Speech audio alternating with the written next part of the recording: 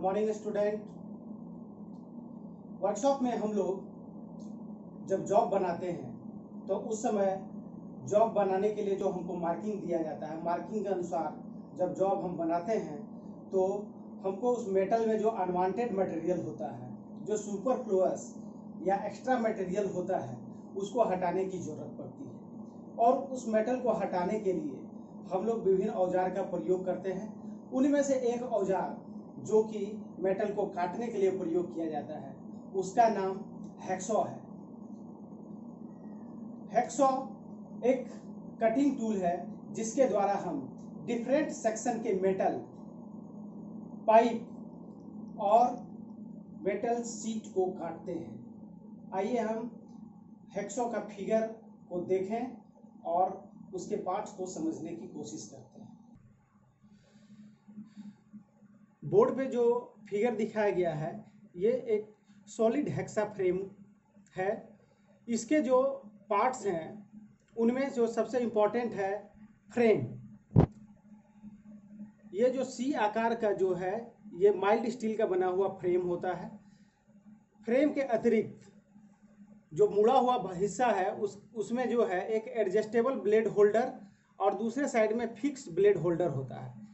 Fix blade holder से handle fix रहता है और एडजस्टेबल ब्लेड होल्डर से विंग नट लगा हुआ रहता है।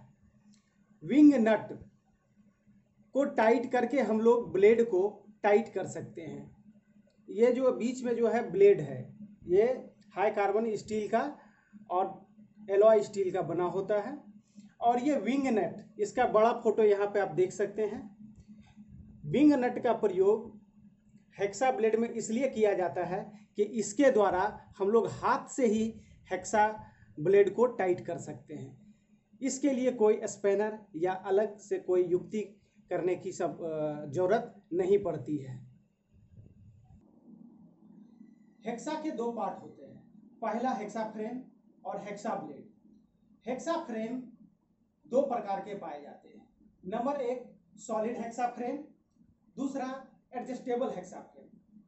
सॉलिड हेक्सा फ्रेम जो कि आपने फिगर में देखा है वो हेक्सा फ्रेम जिसका बॉडी स्थिर रहता है, जिसमें एक मानक लंबाई का ब्लेड ही फिट होता है, उसे हम लोग सॉलिड हेक्सा फ्रेम कहते हैं। और जिस हेक्सा फ्रेम में हम डिफरेंट टाइप के, डिफरेंट साइज के ब्लेड का प्रयोग कर सकते हैं, अर्थात जिसके फ्रेम को हम लोग डिफरेंट लंबाई में सेट कर सकते हैं, उसे एडजस्टेबल हेक्सा फ्रेम कहते हैं।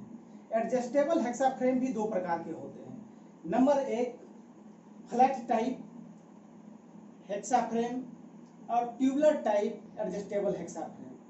फ्लैट टाइप हेक्सा फ्रेम जो होता है पट्टी से बना हुआ होता है, और वहीं ट्यूबुलर टाइप जो हेक्सा फ्रेम होता है वह जो है ट्यूब के द्वारा बनता है।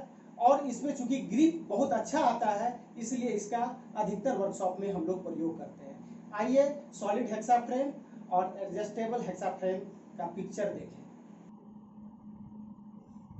फिगर में दिखाया गया फ्रेम सॉलिड हेक्सा फ्रेम है।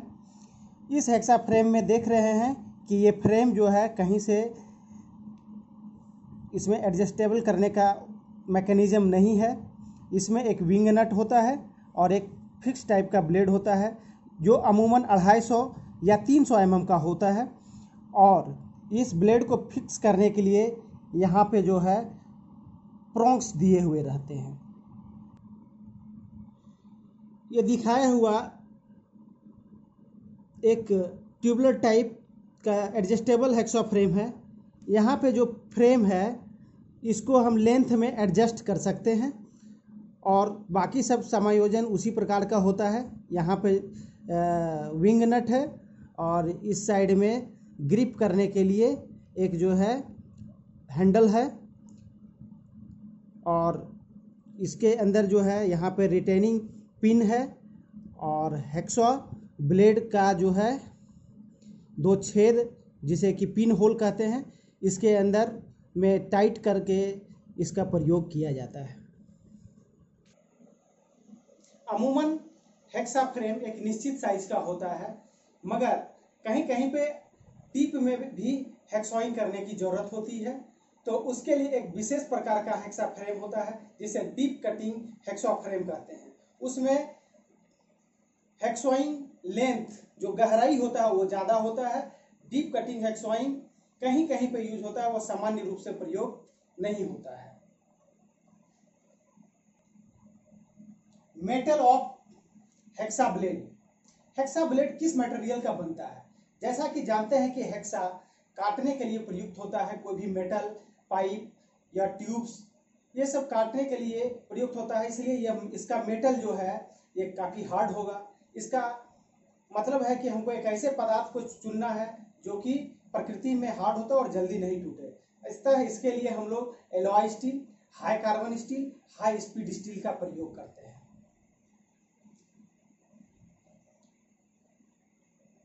हेक्सा ब्लेड का हम आपको फिगर दिखाते हैं और उसके पार्ट्स के बारे में समझाते हैं। दिया गया फोटो हेक्सा ब्लेड का है। हेक्सा ब्लेड में ये तीत कटे हुए हैं और दोनों साइड में पिन होल होता है जो कि हमारे फिक्स्ड ब्लेड होल्डर के रिटेनिंग पिन में फिक्स होते हैं, और एक होल के सेंटर से दूसरे होल के सेंटर के बीच की दूरी को लेंथ ऑफ ब्लेड कहते हैं, जो कि अमूमन 250 mm और 300 mm दोनों में से कोई भी हो सकता है। और ये हेक्सा का सामने वाला हिस्सा साइड कहलाता है और ऊपरी हिस्सा बैक एज कहलाता है। हेक्सा ब्लेड को हम लोग उसके हार्डनेस और उसके सेटिंग और पिच के हिसाब से हम लोग वर्गीकृत करते हैं। सबसे पहले हम हार्डनेस के हिसाब से हेक्सा ब्लेड को दो भाग में विभक्त करते हैं। Number 1, all hard blade. All hard blade, इसमें क्या है, ब्लेड का पूरा टीथ और बॉडी दोनों होल को छोड़कर पूर्ण कठोरीकृत होता है। इसका प्रयोग डाई स्टील, टूल स्टील और हाई कार्बन स्टील के लिए किया जाता है, और इसका प्रयोग कुशल कारीगर के द्वारा ही किया जाना चाहिए, क्योंकि अर्ध कुशल कारीगर से सही रूप से ब्लेड नहीं चलाने पे इसका टूटने का खतरा अधिक होता है। दूसरा है फ्लेक्सिबल ब्लेड। फ्लेक्सिबल ब्लेड में केवल काटने वाला तीथ को ही हार्ड किया जाता है और बॉडी को फ्लेक्सिबल रखा जाता है, और इसका प्रयोग हम लोग कर्व कटिंग और इसे अकुशल कारीगर प्रयोग करते हैं। अकुशल कारीगर को हेक्सा ब्लेड चलाने का उतना अनुभव नहीं होता है, जिसके चलते अगर थोड़ा टेढ़ा मेढ़ा भी चलेगा तो ये ब्लेड नहीं टूटता है। स्पेसिफिकेशन। हेक्सा ब्लेड का स्पेसिफिकेशन उसके लंबाई, पिच और टाइप से किया जाता है। जैसे 300 गुना 1.8 ऑल हार्ड ब्लेड, इसमें 300 जो है हेक्सा ब्लेड का मानक लंबाई है, 1.8 पिच है, और ऑल हार्ड ब्लेड मतलब उसका पूरा बॉडी हार्ड है, और ये हाई कार्बन स्टील या हाई स्पीड स्टील किसी भी मेटल का बना हो सकता है। आइए सबसे पहले हम लोग हेक्सा ब्लेड के पिच के बारे में जानें। क्रमागत दांतों के बीच की दूरी को हम लोग पिच कहते हैं। आइए हम फिगर के द्वारा पिच को स्पष्ट करते हैं। यहाँ पे दो दांत, क्रमागत दांत को दिखाया गया है, और उस दांत का जो टिप है उसके बीच की दूरी, दो क्रमागत दांत के बीच की दूरी को पिच कहा जाता है। पिच के हिसाब से आइए हेक्सा ब्लेड कितने तरह के होते हैं उसे जानें। पिच के अनुसार हेक्सा ब्लेड 3 प्रकार के होते हैं। Number 1 course blade, number 2 medium pitch blade, fine blade. Course blade, course blade का पिच, कोर्स पिच ब्लेड का पिच 1.8 mm होता है। कोर्स ब्लेड का प्रयोग मोटी पट्टी को काटने के लिए किया जाता है, और इसे मृदु पदार्थ मतलब सॉफ्ट पदार्थ को काटने के लिए प्रयोग करते हैं, जैसे brass, bronze, mild steel, cast iron. ये सब का प्रयोग करने के लिए हम लोग कोर्स पिच ब्लेड का प्रयोग करते हैं। Number 2 medium blade. Medium blade का पिच 1.4 से 1 mm होता है। इसका प्रयोग high carbon steel, high speed steel और टूल स्टील को काटने के लिए प्रयोग किया जाता है। मीडियम में ही एक पिच होता है 1, जिसका पिच 1 mm होता है, उसका प्रयोग आयरन एंगल, ब्रास और ब्रोंज का ट्यूब और आयरन का पाइप काटने के लिए किया जाता है। तीसरा प्रकार है फाइन ब्लेड। फाइन ब्लेड का प्रयोग हम लोग पतली शीट्स, पतला ट्यूब और कंड्यूट पाइप को काटने के लिए करते हैं। इसका पिच 0.8 होता है। आइए इस तीनों का एक चार्ट तालिका के द्वारा अध्ययन करें। इस तालिका का अध्ययन करने से पता चलता है, जिसे अपरिष्कृत पिच, जिसे कोर्स कहते हैं, इसका पिच 1.8 mm, मीडियम इसका पिच 1.4 mm और 1 mm, और परिष्कृत मतलब फाइन इसका पिच 0.8 mm होता है। हेक्सा ब्लेड में जब हम लोग मेटल में हेक्सॉइंग करते हैं तो दांत फंसने की संभावना रहती है, और इसको दूर करने के लिए हम लोग हेक्सा ब्लेड के दांत को सेट करते हैं, जिसे सेटिंग ऑफ टीथ भी कहते हैं। सेटिंग ऑफ टीथ का अभिप्राय यह है कि मेटल में ब्लेड को फंसने से बचाने के लिए और ब्लेड को फ्री मूवमेंट देने के लिए